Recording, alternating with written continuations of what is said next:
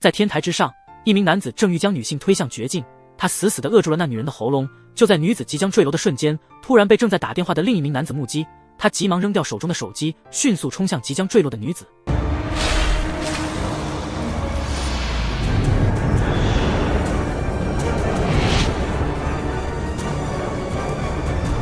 两人最终安然无恙地落到地面。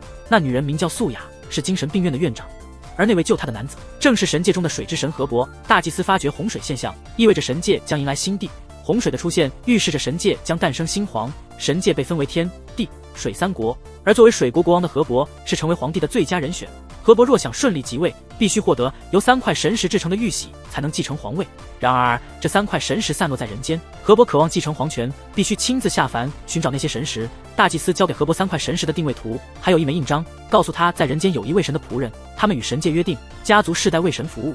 这枚印章便能唤醒那位仆人。但河伯骄傲地表示，自己作为水国之王，哪能求助于凡人？这次下凡，他还带了一位神仆小胖。素雅坐在河边，正抱怨着疫情何时才能结束。忽然，一颗流星划过天际，他急忙许下愿望，希望2022年的疫情能迅速结束。素雅的愿望还未落定，却见水神河伯降临人间，不慎将素雅砸晕。河伯轻轻将昏迷的素雅放置于地，因匆忙下班忘记穿上衣服，他直接翻找素雅的包，拿出一身护士服套在自己身上。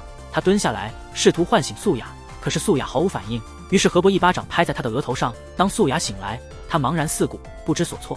他慌忙站起，却发现包里衣服和钻石不翼而飛。他找遍四周，却毫无线索。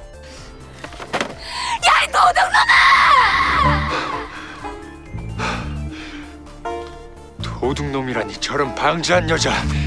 他正打算训斥素雅，低头一看自己的装扮，决定改日再找他算账。不久，他的神仆小胖找到了他。河伯发现小胖穿上了自己的衣服，河伯随即命令小胖与自己交换衣物。但河伯突然发觉那张神石坐标图不翼而飞。小胖建议河伯施展神力寻找。河伯正闭眼聚集神力时，却惊觉自己的神力不知何故消失了。他们决定找人间的仆人求助，可是发信用的印章也失踪了。小胖此时真是快要崩溃了，他打算去换套体面的衣裳，并在离开前叮嘱河伯切勿随意对人发号施令，毕竟在人间无人知晓他的身份。河伯答应了小胖。小胖离开后，河伯仍觉得神力不该无缘无故消失。他走到喷泉边，闭上眼睛，内心呼唤：我是河伯。就在这时，喷泉水柱冲向云霄，喷泉水长时间不肯下落。素雅被这突发的情况吓了一跳。河伯得意地整理自己的刘海，注视着高高喷出的水柱，以为自己的神力恢复了，实际上是工作人员在测试喷泉。当水柱落下，河伯注意到了对面的素雅，素雅也看到了他。河伯准备前去用神力好好教训他，为了之前的侮辱找回场子，并向他说明自己只是借用衣物。素雅却对他的话一头雾水，他留下姓名和地址，希望河伯的仆人能上门答谢。河伯的奇怪举动让素雅认为他精神有问题。素雅决定不再理会，转身离开。他再次询问素雅想要什么，素雅无奈地表达自己只想要钱。素雅此刻认定河伯是个没脑子的人，然后他转身准备离开。河伯直接上前紧紧抓住他，这一幕恰好被素雅的同事目击，同事冲上前把河伯的手拽开，之后两人一同离开。这样的举动让任何人都会觉得他有点问题。当两人要离去，男人回头给了河伯一张精神病院的名片。不久，小胖找到了河伯，可河伯对刚才发生的一切毫无头绪。原来是工作人员正在检测喷泉的性能，河伯想要施法变出几块金子，他们最终只好在一个充气城堡中过夜。第二天，他们搭乘一位农民伯伯的3轮车抵达了能够通往人间的神门。他们打算通过神门寻找仆人的后代，但是所到之处却是一片瓦砾。这时素雅急匆匆赶到，她说这是她祖先留下的遗迹。小胖听了不禁笑出声。河伯突然豁然开朗，原来素雅正是他在人间的仆人后代。素雅之所以不认出河伯，是因为他体内的血脉尚未觉醒。河伯决定用自己的魅力去征服素雅。素雅立刻明白过来，他挥开了河伯的手。河伯见素雅不搭理他，就让小胖撞了一下素雅的车。素雅被吓得张大了嘴巴，他只能无奈地带着他们一起离开了。但导航系统出了差错，他们在小路上转了无数圈，直到汽车耗尽油料才停了下来。他们试图打电话求救，但发现手机没信号。最后小胖不得不去加油。河伯和素雅在车里等待小胖的归来。素雅问河伯小胖是何方神圣，河伯说他是我的仆人，和你一样。他们俩人下车继续等小胖。就在这时，素雅看到了一只野猪，她不假思索拉着河伯跑了。野猪看到后立刻追了上来，他们前面拼命奔跑，野猪在后面紧追不舍。幸好汽车就在不远处，但车钥匙突然掉落了。素雅本想去捡，看到疯狂的野猪逼近，她决定放弃。幸运的是，汽车后备箱还未关上，他们急忙躲进了后备箱。躲藏中的素雅感到害怕，过了一会，发现外面安静了。素雅鼓起勇气打开后备箱，野猪转头给了她一个微笑，她被吓得再次尖叫。后备箱似乎就要被猛击而开，突然一声枪响，四周再次归于宁静。车门被人打开了，是小胖带着油回来了。他们问小胖什么情况，小胖解释说有猎人来赶走了野猪，他们驱车回城。素雅没想到何伯会开车，他结巴地问他是否有驾照。何伯问道：驾照能吃吗？素雅惊呼这是无照驾驶，他大声要求何伯停车。何伯一笑，脚下加油。最后还是在路边停了下来，大家下了车。素雅拿走钥匙，想要一个人回家。这时何伯开始讲述他家族替神服务的故事，但素雅一点都不相信。何伯看来这样也没唤醒素雅的记忆，决定使出最后一招。他那帅气的步伐像是要命，一步步向素雅靠近。天哪，这真是太刺眼了，甚至连小胖都不忍心看。不知过了多久，就在素雅差点被迷倒时，小胖突然冲上前把何伯拉走了。素雅还处在一头雾水中，何伯想去解释，但被小胖制止了，告诉他现在过去只会挨打。素雅回到家，久久不能冷静下来。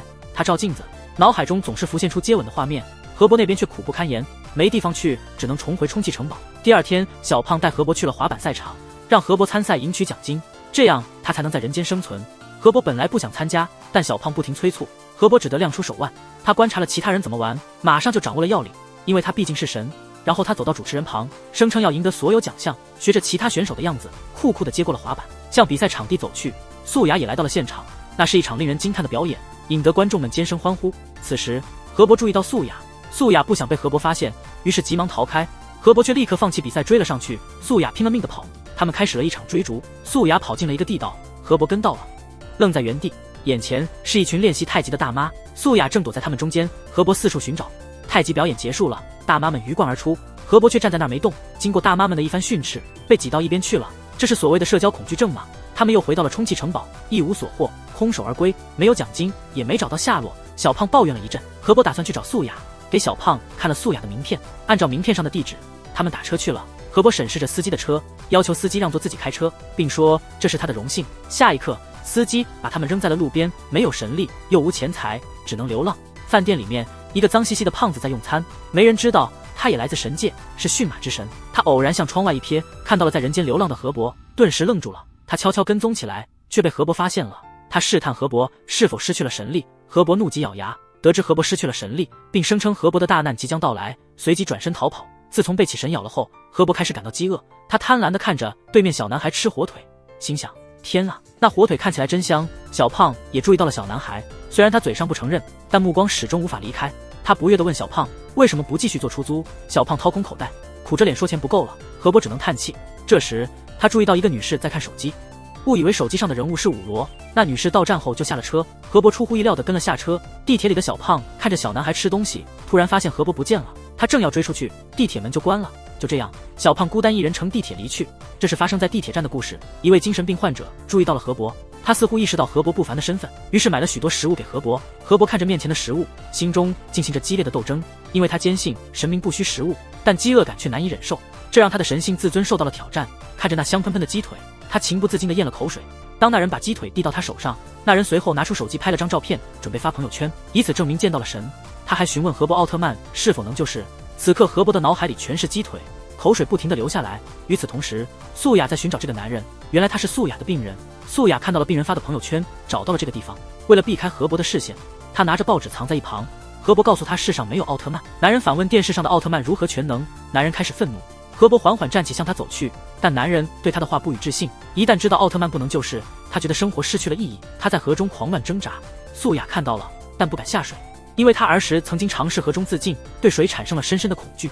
看着患者在水中挣扎呼唤自己，他焦急万分，不知如何是好。男人就快沉没在水下了，他不顾一切想要救人，却被何伯阻止了。何伯对素雅说要紧紧抓住手中的鸡腿，绝不能失落。说罢，他跳进了河里。自从那次亲吻，女人就常听到奇怪的声音，女人时常感觉有声音围绕耳边，她感到了蚂蚁的细语，抱怨家里没有吃的。更奇怪的是，马桶也能唱歌了。女人日夜不安，饮食无味，快要崩溃了。水神自从被起神吸了一口后，就不再感到饿了，看着小孩吃热狗，也会情不自禁流口水。吃着煎饼，竟然尝到了鸡腿的滋味，美味异常。此时，一位乞丐盯上了他，他发现后，匆忙把煎饼塞满嘴巴，并把剩下的藏起来，然后转身，害怕被人抢走似的。素雅开始依赖安眠药入睡，终于忍无可忍，他找到了何伯。何伯告诉他，如果不承认自己是神的仆人，这种状况将会持续下去。但素雅仍旧不相信，怎么可能世上有神呢？当他回到办公室，他又和仙人掌争执起来，同事们都被吓跑了，吓得同事们赶紧回房间去了。素雅又开始和仙人掌争吵，他突然意识到自己的行为，觉得自己像个疯子。他为了减压参加了同学聚会，却被同学羞辱。他们甚至撕破了他的衣服。那个女人还不放过素雅，幸亏何伯及时出现保护了她。他警告那女人，素雅是他的仆人，想对她下手必须得到她的同意。女人别无选择，只能离去。何伯同情地望着素雅，脱下自己的外套轻披在她身上。他们搭车到了手机专卖店，何伯想让素雅回报他的救命之恩，叫他帮自己买部新手机。何伯随后把寻找武罗的事告诉了他，可素雅半信半疑。他们坐在河边的长椅上，凝视着电子显示屏，等待武罗的出现。素雅好奇地问何伯，作为神，能否变出车子、大楼，甚至是山川河流？何伯自信地回答，甚至可以为你变出黄金来。黄金！素雅激动不已，催促他马上展示神迹。但何伯说现在不行，因为神力已经耗尽。就在此时，大屏幕上显现了武罗的影像，原来他是上一任的水国之神。素雅这才明白何伯要找的人，武罗就是韩国的女神惠拉。但素雅不觉得惠拉会愿意见他，何伯却自信惠拉很愿意见自己，因为在他心中他是他的王，他的主宰。素雅只能苦笑，带着何伯去见了惠拉。何伯离开前对他说，一旦见到武罗恢复了神力，就会为他变出满屋的黄金画币。他便离去了。武罗作为明星，正忙于化妆拍广告。惠拉看到何伯，脸上并不露出欢迎之情。当何伯走向惠拉时，被保安拦下。无论何伯如何呼唤，武罗都装作没听见。他继续专注地化妆。何伯忍无可忍，与保安发生了冲突。但这些普通人类哪能是神的对手？何伯轻而易举地将他们推开。但现在他已无神力，最终何伯还是被人群压制。这时，听闻动静的素雅也赶来了。他冲上前去，展现了作为仆人的忠诚，结果却被保安一巴掌打飞。何伯看到后情绪爆发，这一幕全被武罗看在眼里。他踏步而行，直奔对面的两人去。那刻，连呼吸似乎都凝固了。他斜瞥了素雅一眼，随即目光转向何伯。他正紧握着素雅的手，不带言语，上前就是一个响亮的巴掌。素雅见状，立刻与武罗吵了起来。争执结束，他递给对方一张精神医院的名片，然后拉着何伯就走了。他询问何伯是否真切的想要见神，何伯肯定地表示必须要见。下一秒，素雅拨通了一位神婆的电话。很快，何伯被带到了神婆的跟前。神婆的小手段或许能糊弄凡人，但他面前的何伯乃是真神。事后，何伯愤怒地找到了素雅，他认为素雅只是在戏弄他，不信任他。他不信任何伯也就罢了，竟然还随便找人来羞辱他。这一次，他对素雅彻底失望了。一番大吵之后，素雅便离开了。他下楼时却遭到一个蒙面人的挟持。此时，小胖在楼下等候何伯，抬头间，他看到了素雅正在被两个蒙面人往楼下推。小胖急忙给何伯打电话，报告素雅正在和人打斗。这一次，素雅望着何伯，久久无法开口，索性他直接晕了过去。这时，小胖正为何伯神力的恢复而欢欣鼓舞，他们终于不必再忍饥挨饿了。随后，他们回到了充气城堡。小胖把石头递给何伯，让他用神力将其变成金子。看着石头未变，小胖失望地坐在地上。何伯转头看向苏醒的素雅，素雅以为所发生的一切不过是梦。何伯捏了捏他的脸蛋，他这才完全醒来。他又躺下，认定这一切还是梦境，直到他听见小胖在说神力怎么又没了，他才确信这一切并非梦幻。素雅对发生的一切感到难以置信，吓得他撒腿就跑。他一边走在路上，一边回想着何伯化身龙形救自己的情景。他觉得这一切都是自己的罪恶感造成的。正是因为这个，他们成功住进了素雅的家。进家的第一天，他们就发现了他家附近总有个男人徘徊不去。他的装束与之前推素雅的那人如出一辙，即便是白天，这男人也总是鬼鬼祟祟的出没。那天，素雅带何伯去路边挑选衣服，何伯对非名牌衣服明显不满。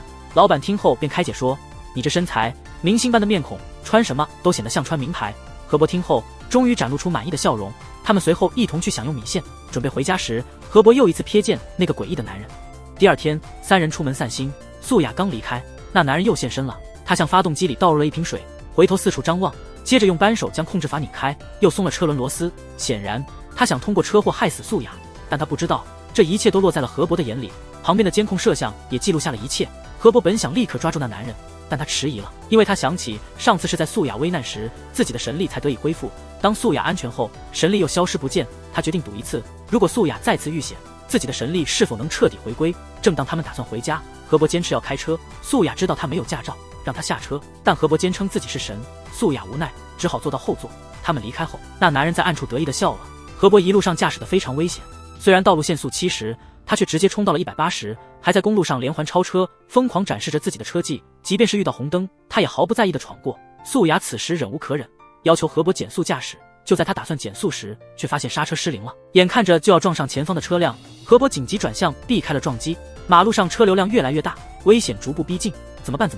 为了不伤及行人，他驾车冲进了一个封闭的隧道。小胖也被吓得紧紧抓住扶手。这时候，何伯准备动用神力使车停下，但尝试了几次都未果。他转头看向已经吓哭的素雅，神力还是没有迹象的恢复，车速不减反增，前方已无路可逃。河伯急忙开启天窗，让小胖紧握方向盘，然后他爬出天窗，站到车顶上，伸手去拉素雅。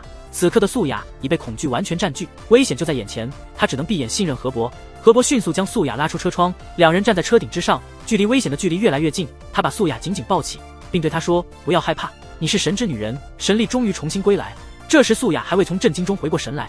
就在这时，车辆发生爆炸性碰撞，河伯用身体护着素雅。第二天，他们三人准备寻找守护神石的飞廉，希望从他那里拿回神石。在开启门的一瞬间，素雅被吓得浑身一激灵，后来直接晕了过去，因为发现这个飞廉竟是素雅上学时的前男友。他们随后来到了飞廉的房间，飞廉仅仅一个响指，杯中酒就自动离瓶飘到空中，试图靠近河伯，却始终无法接触到他。这时河伯向飞廉要求神石，飞廉却表示只有河伯能从武罗那里取得神石，他才会把神石交给河伯。这时素雅苏醒过来，飞廉又和素雅打招呼。素雅惊呼：“我的妈啊，又晕倒了！我就想问你，这是不是在玩晕？连河伯都看不下去了。”飞廉更是讽刺河伯居然会饿肚子，河伯却说这是成为王的必经之路。不久之后，他们扶着素雅离开了。把素雅安置好之后，他们又去找武罗会面，结果武罗竟然和飞廉说了同样的话，只要飞廉愿意，他就会交出神石。此时飞廉找到了素雅，二话不说就把他塞进了车里。河伯恰好看到了这一幕，飞廉和河伯打了声招呼，然后带着素雅离开了。河伯急忙跟在后面紧追，但失去神力的他怎能追得上车速？飞廉此时正用神力驱车，如闪电般飞驰。素雅试图拿出手机报警，飞廉一个响指，手机就掉落地上。几秒钟后，他们抵达了一座天桥。素雅下车在地上呕吐不止，飞廉则利用自己的神力飞到了天桥最高点，展现了他呼风唤雨的能力，然后从天桥飘落下来，给素雅一瓶红色药水，并告诉她这药水能让河伯忘记寻找神石的事，喝了之后能让他比马云还富有。素雅心动地接过了药水，飞廉笑了。然而就在下一秒，素雅说虽然河伯的神力时灭时现，但失去神力的神仍是神。此刻河伯正坐在武罗的车上飞速赶来，我想问神驾车是不是也这么快？不一会儿他们就到了现场。下车之后，河伯叫素雅过去，就在素雅走过去的时候，飞廉一挥手，素雅直接被飞了10米远。紧接着地面出现了巨大的裂缝，然后又是一个响指，天空立刻乌云密布。在神的面前，素雅不过是蝼蚁一般。飞廉之所以这么做，只是为了测试河伯是否只有在素雅遇到危险时，他的神力才会复苏。接着飞廉又是一个响指，天空中立刻下起了倾盆大雨。素雅此刻已经快要崩溃，河伯的怒火也达到了极点，拳头紧握。小胖也看不下去了，为了进一步激怒河伯，飞廉再一次响指，雨势变得更加猛烈。由于素雅对水的恐惧，他已经快要坚持不住。小胖对素雅非常担心，他甚至跪下求飞廉，但同为奴仆的他，飞廉怎会放在眼里？眼看着素雅的处境越来越危险，河伯的神力却还没有恢复。就在飞廉准备再次响指之际，飞廉和武罗突然愣住了。原来他们在神界的时候就已经把神石弄丢了，事情败露无遗。飞廉不得不收回自己的神力，素雅脚下的裂缝也开始慢慢愈合。很快一切都恢复了正常。这时素雅慢慢站起来，走到飞廉的身边，没有说话，直接给了他一个耳光。这一巴掌惊呆了武罗和河伯，他甩了甩手，又哭着跑到河伯身边。他看着河伯，从他的表情中可以看出无助、失望和悲伤。河伯看着素雅，想要说些什么，却又不知如何开口。然后他走向了武罗的车，打开车门坐了进去。河伯随后又给了飞廉一拳。到了晚上，素雅来到了妈妈的坟前，向妈妈倾诉心中的委屈。可是母亲再也无法回应她的话语了。当她回到家时，发现河伯正站在门口等着她，两人对视，但都不知道该说些什么。河伯一把抓住素雅的手说：“听着河伯真诚的话。”素雅受伤的心慢慢被安抚。河伯紧握着素雅的手，用最传统的方式展开安慰，但又以适宜的方式与她达成了约定。当河伯回到房间时，他想起了素雅质问他的问题：他自己的祖先究竟犯了什么罪，需要世代为神效命？原来在1200年前，素雅的祖先因犯错向神国求饶，河伯的母亲便施以惩罚，让他们世世代代为神献身，并且每一代只能有一个子女。孩子一旦出生，母亲就必须离世。他不解为何祖先的错要由后代偿还，这也是素雅母亲为什么会早逝的原因。河伯却还是没有打算告诉素雅这一切。素雅一大早去找河伯，他想把车还给武罗，河伯却告诉他不必还了，因为那辆车已经过户到了素雅名下。素雅开着这辆豪车高兴地去上班，对自己第一次开豪车感到兴奋。另一方面，河伯再次找到武罗和飞廉，他们拿出了2块神石。河伯对他们因失去神石而愤怒，武罗和飞廉开始互相指责。13年前，他们因不满彼此而大打出手，导致3块神石同时飞出，分别落在了地上。在他们寻找时，却发现有1块神石消失了。河伯责备他们的不负责任，飞廉反驳说河伯下凡时也丢失了坐标图，河伯因此哑口无言。同时，素雅正打算卖掉神之地，他不知道一旦卖出将会给人间带来多大的伤害。而那个买家并非普通人类，而是人类与神的后代，名叫后羿。素雅询问他是否找到了另1块神石，如果朱权拿到了神石就要返回。河伯表示，如果水国没有他，将会陷入混乱。素雅和朋友们准备开车去吃饭。这时，素雅那位神婆朋友打电话告诉他，想要介绍一个人给他。于是他们来到了神婆那里。神婆拉着素雅到一边，告诉他自己遇到了一个很准的大师，可能正是传说中的神。不管素雅是否同意，都被直接拉进了屋里。神婆向大师介绍了素雅的情况。素雅本来是不信的，因为他身边就有一个真正的神。他起身就要离开，这时候大师直接说出了他家里的情况。素雅这次相信了大师的话。大师对素雅说，家里来了一个杂神，必须把他赶走，你的事业和爱情才会顺利。就在这时，河伯走进来了。大师拉开窗帘一看，直接吓了一跳。原来这个大师就是之前亲吻河伯的朱祁仁。朱祁仁结巴的请求河伯饶他一命，趁着素雅不注意，一把推他开，慌忙逃离了现场。小胖看到后却没反应过来，直到河伯出来后，两人迅速追了上去。朱祁仁疯狂地逃跑，神婆突然开门，朱祁仁一把推开他。可巧不巧的是，小胖一把接住了他。这时小胖不知如何是好，朱祁仁拖着沉重的身体拼命逃跑，河伯和小胖在后面紧追不放。他们跑进了一个楼道，河伯直接一个跳跃，朱祁仁则是平地一个 A。 没有神力的河伯确实不行，谁说胖子体力不好？看朱祁仁翻栏杆的样子，直接摔倒在地。不过作为神的体质真的很好，河伯也追上来了。他一个腾空跳过来，人帅就算了，连跳楼都这么帅，我都有点受不了了。两人又开始了追逐戏，最终朱祁仁逃到了天台，下面是高楼林立。河伯也追到了天台，大声喊让他过来，但朱祁仁怎能屈服，便爬到天台边缘，直接跳了下去。河伯急忙前去查看，气得快要死了，肚子也是咕噜咕噜的叫，肯定是消耗了太多体力。然后他们一起去饭店吃饭。小胖说是因为河伯被朱祁仁吻了，所以才饿的。素雅问如果抓到了怎么办？小胖说要解除河伯的饥饿感。河伯说宁愿饿死也不会那样，回到神界就能解决。他们吃完饭回到车上，素雅问河伯飞廉的下落，他要回自己在飞廉车上的卖地合同。河伯说不用拿了，拿出被撕成片的合同给素雅。素雅气得大吼河伯，因为他不知道这钱对素雅有多重要。河伯说什么都能卖，但神的土地不能卖。素雅生气的下车走了。正当他要过马路时，一辆大卡车飞速驶来。河伯赶到时，发现素雅消失了，他在那里歇斯底里的喊。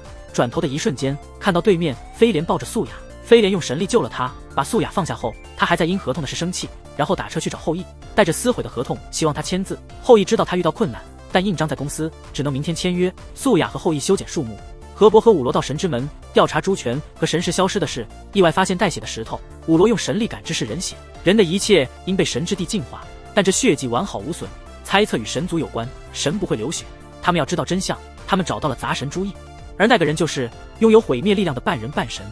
2600年前，大祭司曾告诉他们，因为神都是自然诞生，无父无母，有的神想要有自己的孩子，就与人类结合，生下的孩子既有神的特性，也有人的特性。他能像人类母亲一样经历生老病死，也能像父神一样永不衰老，是一个循环永生的存在。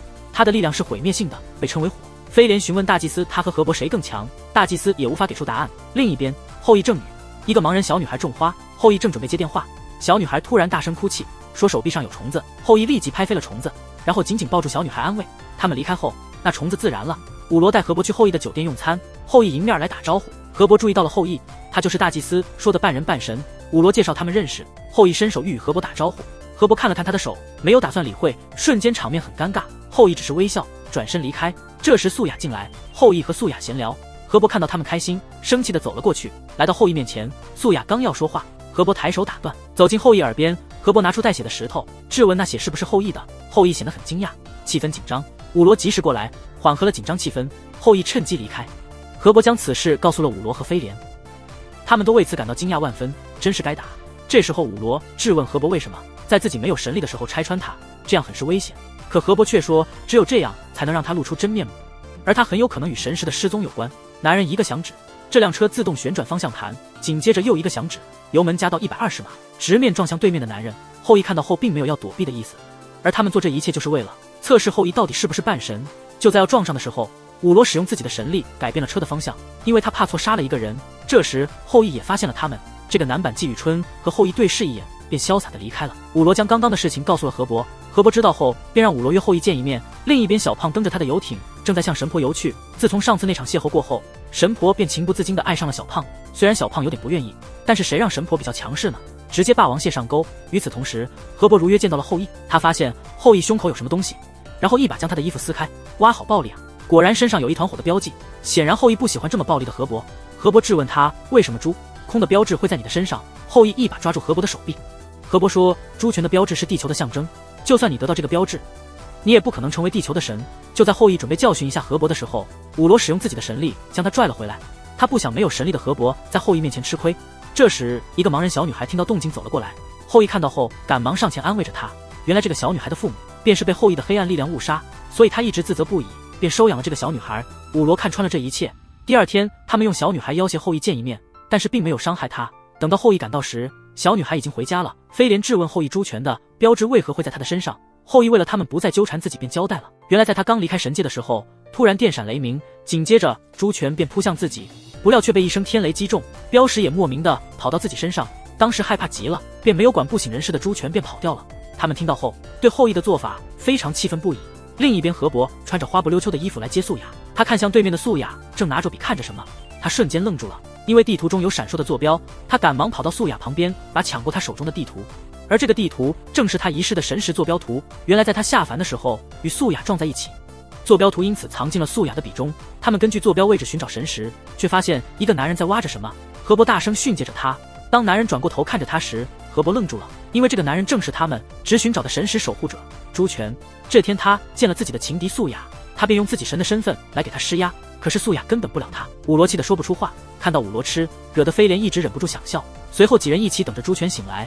这期间暴躁的武罗又把他们训诫了一遍。另一边，后羿在花园施展自己的神力，可是当他碰到花的时候，花朵瞬间枯萎了。他很是难过，因为他的神力是具有毁灭力量的。恰好这一幕被子夜看到，他吓得赶忙跑掉了。可是后羿已经发现了他，身为人类的他怎么可能相信刚刚看到的一幕？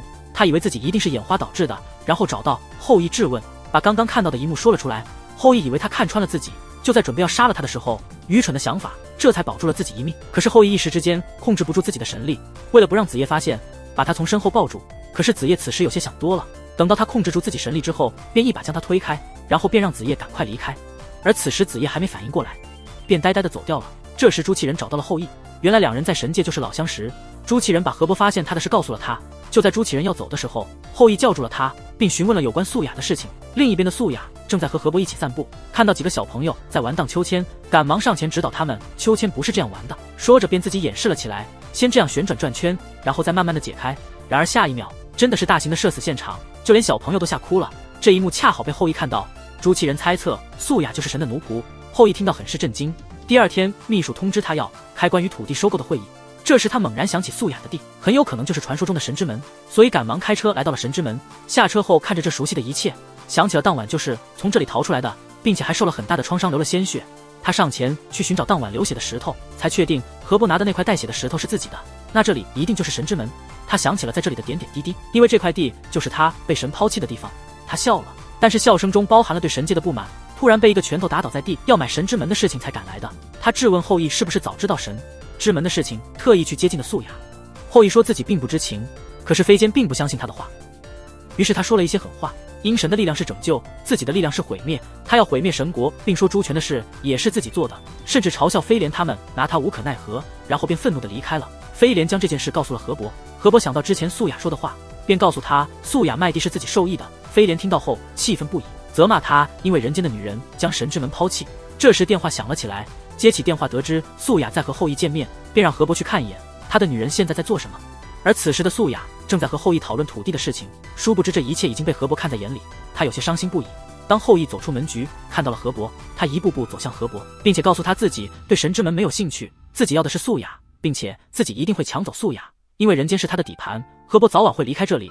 当素雅出来后，并没有看到河伯，于是拿起手机拨通河伯的电话。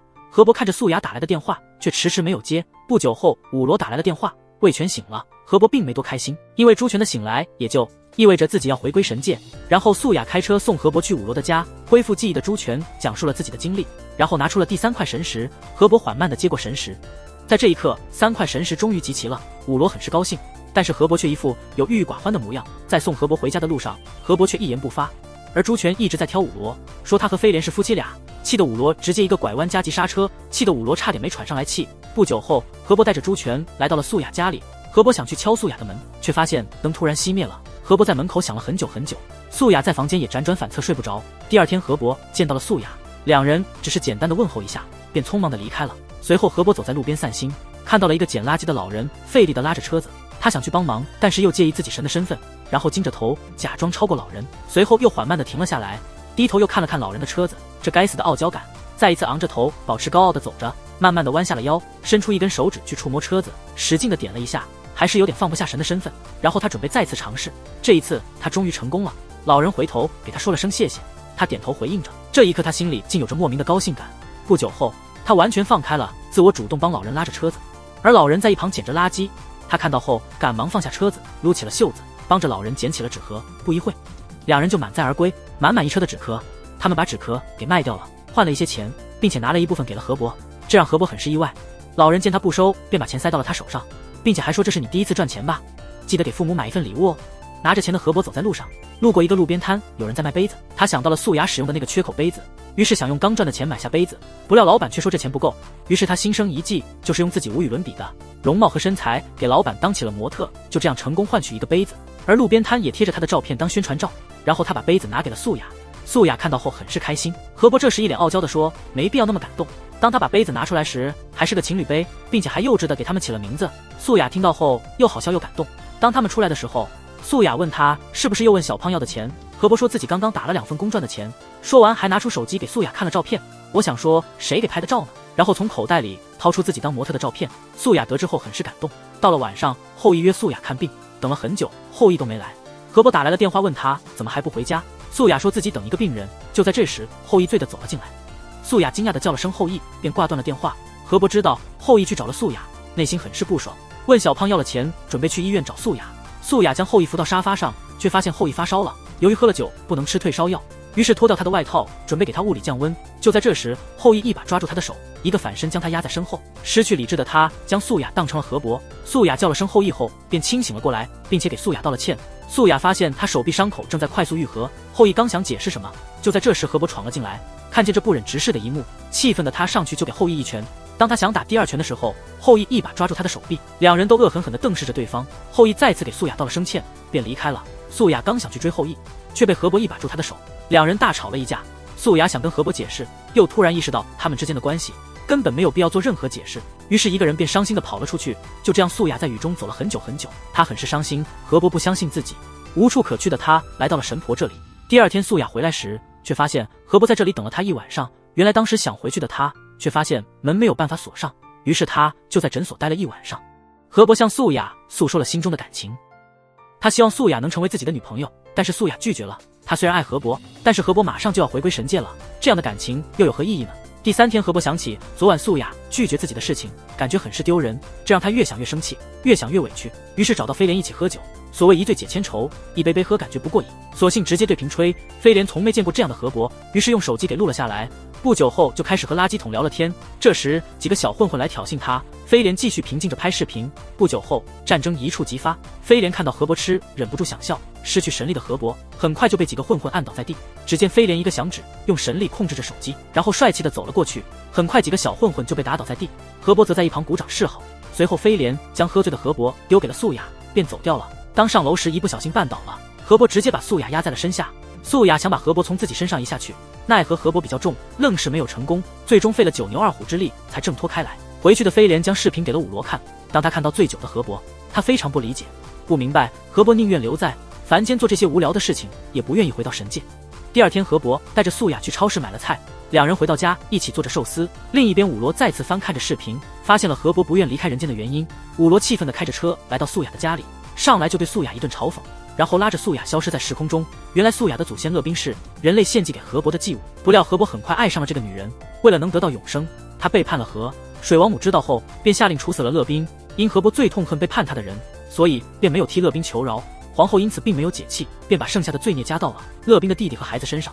而弟弟为了活命，承诺世世代代都将为神的奴仆。武罗告诉素雅，希望他能离开何伯，因为他不希望何伯历史重演。当素雅回来后，懊悔何伯为什么当时没有替乐冰说一句话。何伯听到后却生气地摔门而出，而素雅做的这一切只是不想连累何伯，让何伯早日飞升神界。望着何伯离去的身影，他哭了。第2天吃着早餐，何伯将手机还给了素雅，并且还告诉他衣服还有书籍之类的。小胖突然意识到何伯要离开，此时素雅眼泪也在眼圈打转。何伯让小胖先离开，等小胖走后，他道素雅昨天是为了让自己离开才说的那些话，可是自己还是忍不住伤心。然后何伯起身决定现在离开。素雅想要去送何伯，但是被何伯拒绝了，因为他怕自己会在最后舍不得离开。何伯离开后，素雅忍不住流下了泪水。她喜欢何伯，但是却强忍着没有说，她怕自己的爱会拖累何伯。看着何伯离去的背影，只能昂头不让泪水流出。何伯和小胖两人抵达神门，小胖先走了进去。何伯回头望向素雅家的方向，他不知道这次离别是不是永远，随后也消失在神门中。自从何伯离开后，素雅努力让自己恢复到以前的状态，她让自己非常开心，甚至还要打算去相亲。所有人认为她现在过得很好，可是她骗不了自己，她还在想念着何伯，甚至看见被何伯抱过的玩偶都要买回家，看着何伯用过的杯子，坐着何伯睡过的床，看着何伯看过的书，泪水不自觉打湿了书本。在这一刻，她终于忍不住了。那些不为人知的情在点点占据着她的心房，甚至在上班的时候都会幻想着何伯在和自己说话，可是一转眼何伯又消失了。另一边子夜听后羿的秘书讲，后羿喜欢的是素雅，并不是他，于是非常生气的打电话告诉他爷爷撤掉素雅的诊所。第二天管理局的人就开始来搬东西，就在这时精神病患者马凤烈出现，并大声呵斥他们不要动，见他们不听话，直接就给他们干了起来。就是这个相信世界上有奥特曼的患者来伸张正义来了。不久后他道素雅昨天是为了让自己离开才说的那些话，可是自己还是忍不住伤心。然后何伯起身决定现在离开。素雅想要去送何伯，但是被何伯拒绝了，因为他怕自己会在最后舍不得离开。何伯离开后，素雅忍不住流下了泪水。她喜欢何伯，但是却强忍着没有说，她怕自己的爱会拖累何伯。看着何伯离去的背影，只能昂头不让泪水流出。何伯和小胖两人抵达神门，小胖先走了进去。何伯回头望向素雅家的方向，他不知道这次离别是不是永远，随后也消失在神门中。自从何伯离开后，素雅努力让自己恢复到以前的状态，她让自己非常开心，甚至还要打算去相亲。所有人认为她现在过得很好，可是她骗不了自己，她还在想念着何伯，甚至看见被何伯抱过的玩偶都要买回家，看着何伯用过的杯子，坐着何伯睡过的床，看着何伯看过的书，泪水不自觉打湿了书本。在这一刻，她终于忍不住了。那些不为人知的情在点点占据着她的心房，甚至在上班的时候都会幻想着何伯在和自己说话，可是一转眼何伯又消失了。另一边子夜听后羿的秘书讲，后羿喜欢的是素雅，并不是他，于是非常生气的打电话告诉他爷爷撤掉素雅的诊所。第二天管理局的人就开始来搬东西，就在这时精神病患者马凤烈出现，并大声呵斥他们不要动，见他们不听话，直接就给他们干了起来。就是这个相信世界上有奥特曼的患者来伸张正义来了。不久后，果然恋爱中的男人都是幼稚鬼。吃完饭后，两人坐了下来，何伯让素雅端2杯茶水过来。不一会素雅过来后，何伯看着茶杯说我要我的杯子。素雅说要不今天就用这个吧。何志尴尬的说你喜欢的话我就用这个，搞得素雅一脸懵逼。然后两人喝起了茶。因何伯说不过，后羿便阐说自己是王。后羿说自己有钱，并让何伯看看在人间实钱重要还是王重要。在临走之时，后羿邀请素雅明天一定要来自己的农场。何伯听到后不让素雅去。这时后羿将违约金的事情提了出来，必须尽快赚钱才能解除合约关系。说完便匆忙离开了。何伯得知素雅是因为违约金才和后羿走在一起，于是拨打了武罗的电话借钱，结果武罗直接给挂断了电话，又打电话给了飞廉，飞廉又给拒绝了。第二天他们来到后羿的农场，何伯帮着素雅干着农活，并且素雅说他是以皇帝的工资来干活的。后羿问他给自己定的一天工资是多少，素雅不好意思地说500亿，并且还要去掉剩下的违约金，你还要在哪找钱给他？后羿笑了，我也笑了。然后后羿帮着何伯一起干起了农活，并且还告诉他人和神不一样，人的一生都非常孤苦。何伯听到后很是心疼素雅，当素雅来给他送水，为了让素雅体验下自己无处安放的魅力，便将水倒在了自己的头上。他问素雅这样是不是很性感？素雅笑了，随后便帮着何伯擦干头发。而刚刚的一幕后羿都看在眼里，他知道素雅喜欢何伯，但是奈何自己控制不住自己的情感。下班后他们走在回家路上，他们约定好明天还去农场干活。这时发现武罗穿着一袭红裙来找何伯，并说自己要告诉他一个好消息，所以自己才会穿得这么隆重。何伯猜到了，当武罗将请帖放在何伯手上说第6次红讯已经到了，何伯必须回神界，并且在临走的时候还提醒了何伯不要忘记不回神界的后果。女孩站在天桥上准备结束自己的生命，这时她的父亲发现了这一幕，但是女孩已经做了必死的打算。父亲大声呼喊着跑过去，但是为时已晚，不会游泳的父亲冲入湖底，拼命游向自己的女儿，最终一把将她抓住，然后游到女儿的脚下，双手托住她的双脚，使出浑身的力气将女儿推向湖面。关键时刻女儿苏醒了过来，她拼命地游出水面。父亲看着醒悟的女儿，身体缓缓下沉，父亲就此闭上了双眼，最终也没有和女儿说上一句话，而他的手势还停留在救女儿的那一刻。素雅回想起这一切，内心刺痛万分，因为在她脑海中一直是自己游上来的，找了这么多年的父亲竟然是为了救自己而死，这让素雅如何能接受？可是父亲再也听不到他的呼唤，他抓住何伯的裤脚，希望能救他父亲。何伯蹲下来告诉他，已死之人是救不活的。素雅听到后悲痛万分，他感觉是自己杀了父亲。他站了起来，准备跳入湖中将父亲救出，但是被河伯一把拉住，因为就连河伯都没有办法将他父亲拉起来，何况他一个人类。河伯将素雅紧紧地拥入怀中，因为知道这将是他一辈子的阴影。另一边，朱全告诉飞廉他们，素雅的父亲怎么都拉不起来，这让他们很是不解。而之所以他父亲形体保持得这么完好，是因为他身上有神的纹章，但是又不敢将纹章拿走，怕纹章拿走的瞬间，尸体直接会破碎掉。河伯将素雅哄睡之后，想起了他之前说过的话，暗暗下了一个决定，就是用自己回神界的神力帮助素雅，而代价就是自己会魂飞魄散，他在世间的所有痕迹也将会消失。飞廉等人找到河伯，他们知道河伯肯定会牺牲自己来帮助素雅。武罗训斥着河伯，不能放任自己不回神界，也不能眼看着他登不上王而寂灭。大家一起劝说河伯放弃不回神界的想法。素雅无意间听到了他们的谈话，她坚决不同意河伯为了父亲毁掉自己。她哭泣着告诉河伯，就让父亲永远安息在湖底吧。他们再次来到湖边，准备和父亲做最后一次道别。河伯向素雅深情表白，把搂住她吻了起来。突然他感觉河伯的吻有些不对劲，原来河伯刚刚用接吻的方式把神力传到自己身上。素雅得知后悲痛不已，因为河伯知道他回归神界后，素雅一定会跳入湖中，永远的陪着父亲。然后河伯带着素雅潜入湖底，素雅终于见到了自己寻找多年的父亲，神力都没有办法将父亲身体移动，而素雅轻轻用力便将父亲拉了起来。这也许就是亲情的力量吧。将父亲成功带回陆地后，便和母亲埋在了一起。就在这时，武罗他们出现。朱全告素雅，神的纹章可以满足奴仆的一个愿望，所以他可以用这个愿望让河伯回到神界。朱全将纹章递到素雅的手上，就在准备启动纹章时，大祭司突然到来阻止了他们，并且问素雅，真的要将这一次愿望用在河伯身上吗？武罗说，如果不许愿，河伯就回不了神界。大祭司说，完成任务为什么回不去？完成任务就要回去。